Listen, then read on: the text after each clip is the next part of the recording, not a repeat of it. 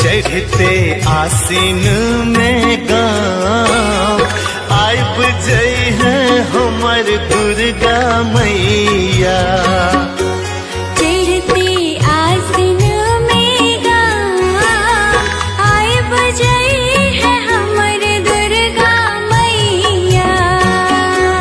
बाट जो है छौ संतान संग में मिथिला नगरिया। बाट जो है छौ संतान संग में मिथिला नगरिया। चढ़ते